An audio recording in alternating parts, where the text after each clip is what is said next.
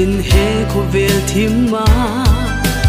alal na ron kal sanin ke mi sual che bodu mangai na le alai nat na re nga dai zo kalvaria chuan sual tin reng thi na mun na chuani an che dong thing Krista thi na ka thi na nge yan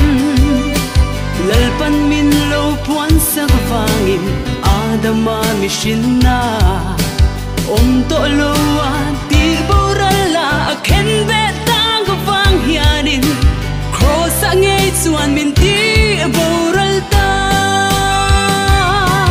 ko ve sual zong lan ta cross a chuan sual man ti na tham fam chan na mun nge chu tuan se ol thi na chel hen ro lo in balal fa nge ani e sung lam thil ti thei na ro pui mak tak chuan he nai ra tho le ta him min ni choi mo yang kan na thi sen lu mi tin tan lu na a hong le ta e rem na kong khan chu bo chia na fa nga khar chu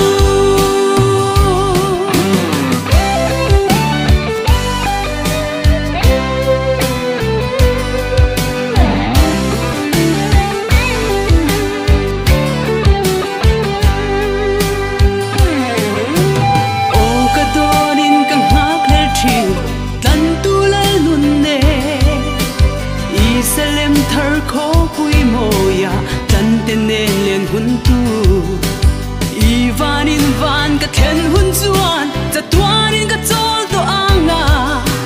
I mangai ra thazara limi